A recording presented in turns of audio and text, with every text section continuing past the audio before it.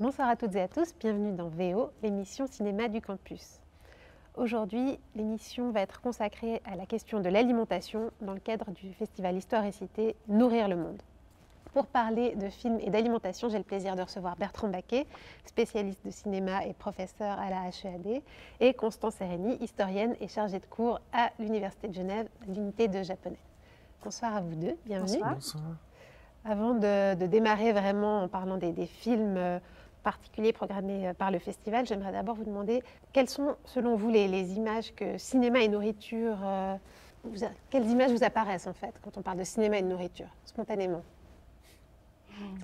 J'ai l'impression que c'est quelque chose qui a été lié depuis très longtemps. On a même dans les images de films muets, on a l'idée de Chaplin qui mange la chaussure ou qui fait la danse avec les petits pains. Je crois que c'est un thème qui a été très important tout au long du XXe siècle, la nourriture, l'insécurité alimentaire, la relation par rapport à la nourriture comme ennemi ou comme ami ou comme danger. Et donc je crois que le cinéma a beaucoup reflété ces questions. Oui, le cinéma et nourriture, c'est un sujet évidemment très vaste. Moi, ce qui m'intéresse, c'est vraiment la notion de repas aussi. Comment ça va être un lieu de convivialité ou au contraire déclencher les passions les plus brutales, les plus parfois meurtrières.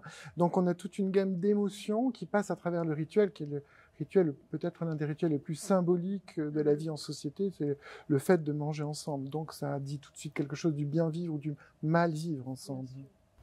Et selon vous, Bertrand, comment est-ce que les cinéastes ils envisagent l'acte de manger, de la préparation de la nourriture à son ingestion, en allant même jusqu'à sa digestion parfois?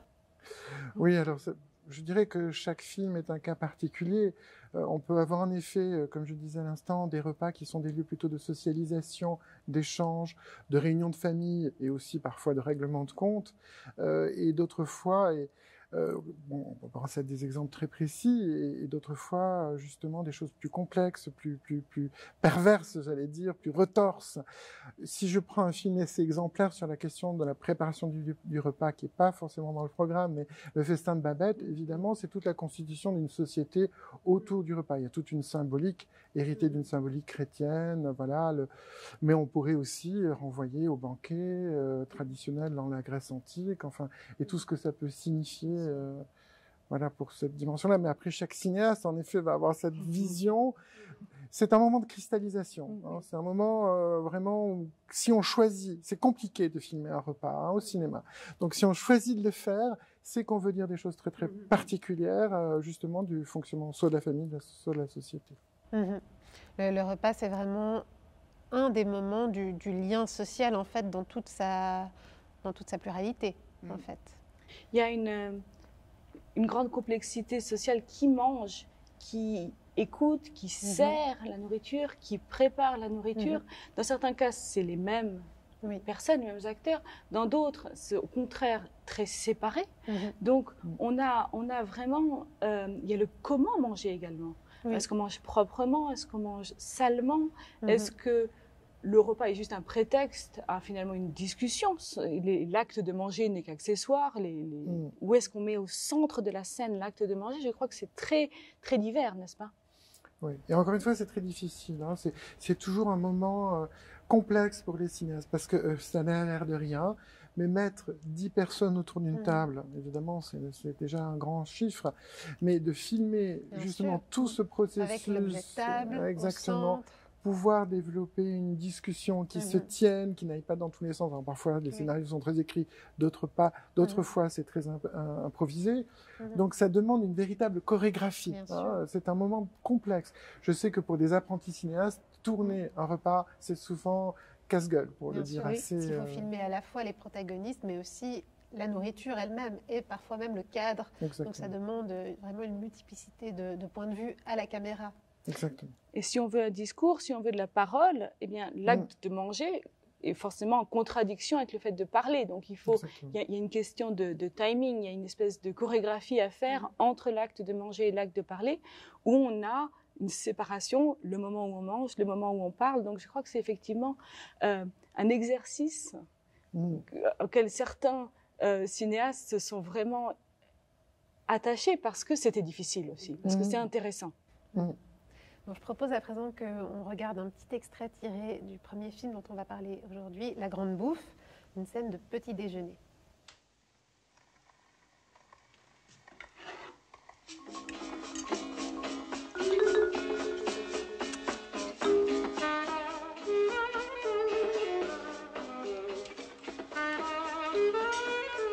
Une bonne tasse de chocolat vers 11 heures ouvre l'appétit pour le dîner.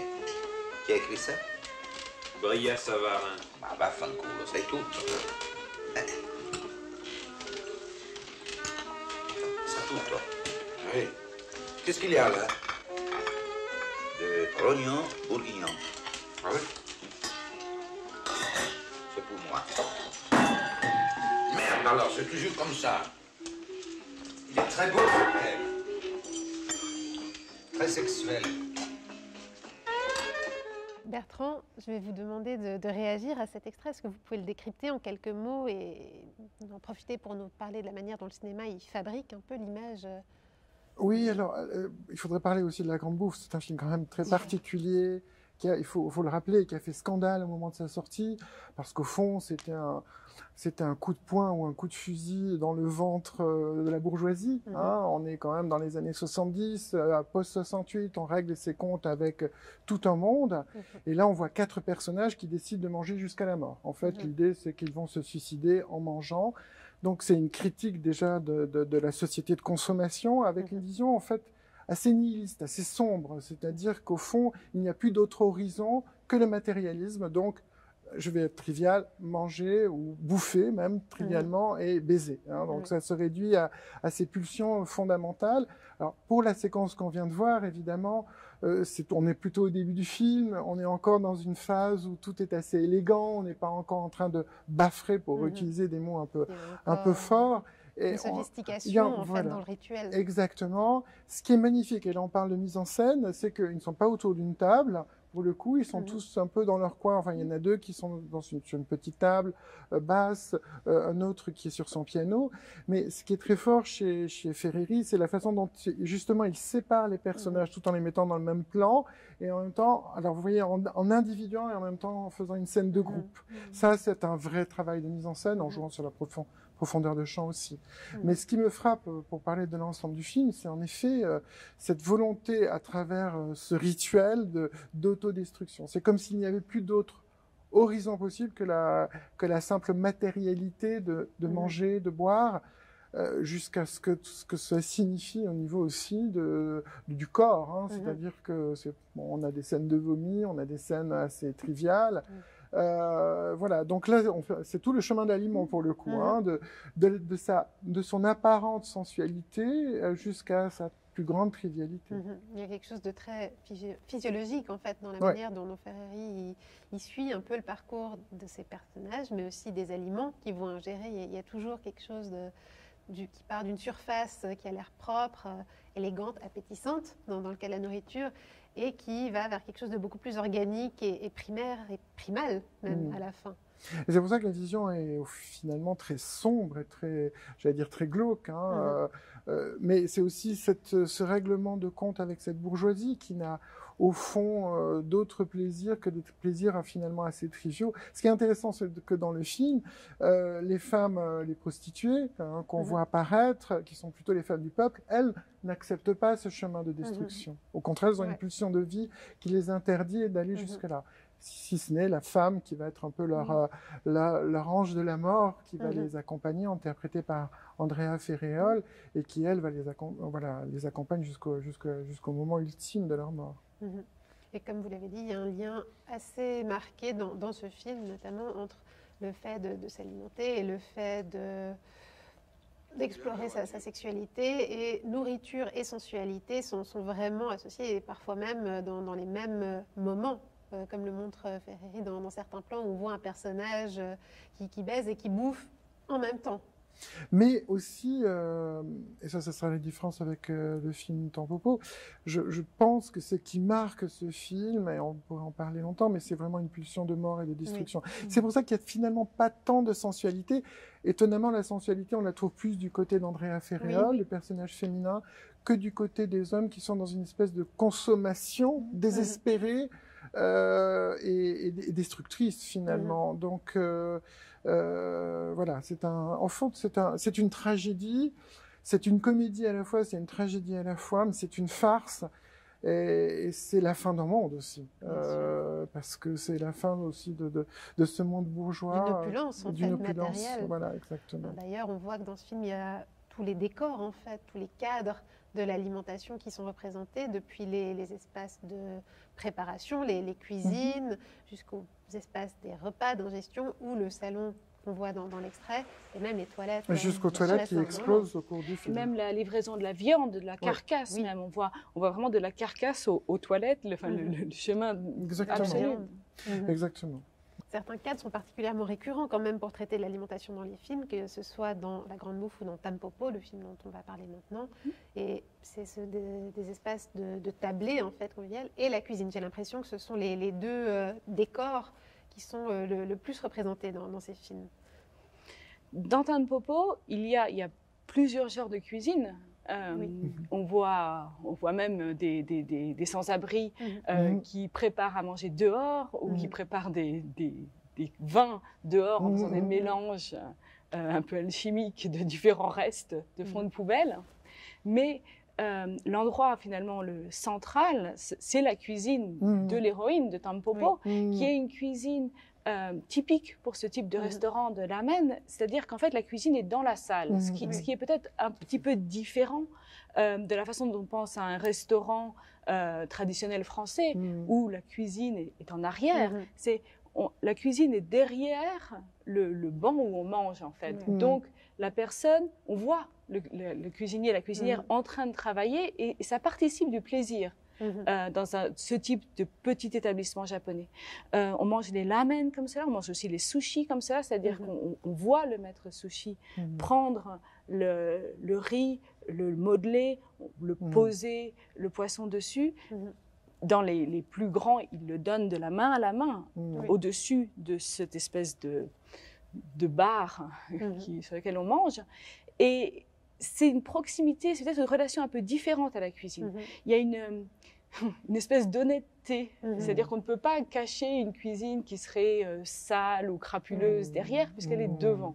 C'est vrai que ça va différent. Pardon, par rapport à La Grande Bouffe, ce qu'on voit bien, c'est l'étagement des espaces. On voit bien que la cuisine est plutôt au sous-sol, enfin en tout cas dans les états, dans les parties basses de la maison, et puis après on monte en effet la sexualité dans les parties supérieures. En fait, mais il y a un étagement, alors ça c'est aussi très traditionnel en cinéma français, même si Frédéric italien, si on pense à La Règle du jeu de Jean Renoir par exemple, on voit très bien dans la maison, et c'est quand même une orgie à la fin, une forme d'orgie de l'aristocratie. Il y a des points communs entre ces deux films, mais on voit bien où sont les cuisines, au sous-sol, et en effet où la grande bourgeoisie festoie dans les étages supérieurs.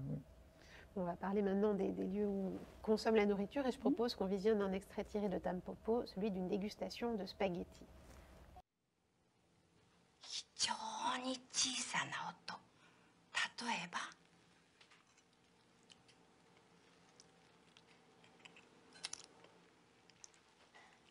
これぐらいの音でも外国では絶対に許されないのです。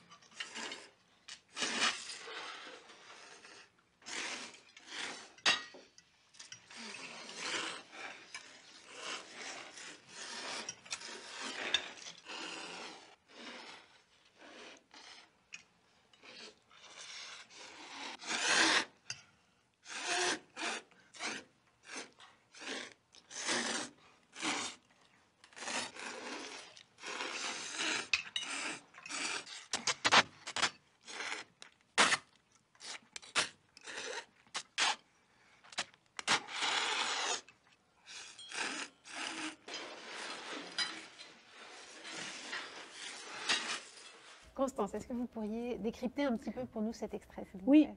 Alors, c'est un extrait qui ne se passe pas du tout donc, dans l'histoire principale, qui est donc l'histoire de l'héroïne. C'est elle qui s'appelle Tampopo, donc ça veut dire pissenlit en fait. Tampopo, c'est une fleur sauvage. Et qui essaye, donc, elle essaye de faire marcher son restaurant de la Maine. Elle n'y arrive pas et c'est la quête en fait du film. Mais le film est aussi prétexte à toute une série de petits sketchs qui se passent un peu partout. Et l'un des lieux récurrents de ces petits sketchs, c'est un grand restaurant qui visiblement est un restaurant occidental, où il y a plusieurs scènes qui d'ailleurs ne concordent pas tout à fait, parce que Itami Juzo est assez iconoclaste, donc en fait, c'est le même restaurant, mais ce n'est pas tout à fait le même restaurant quand on le voit dans les différentes scènes. C'est assez intéressant à regarder. La scène donc, qu'on vient de voir se passe dans ce restaurant qui est un lieu un peu guindé. Les restaurants de type occidentaux au Japon, c'est considéré comme des lieux un peu impressionnants. On doit manger avec le couteau et la fourchette, on n'est pas forcément habitué à le faire.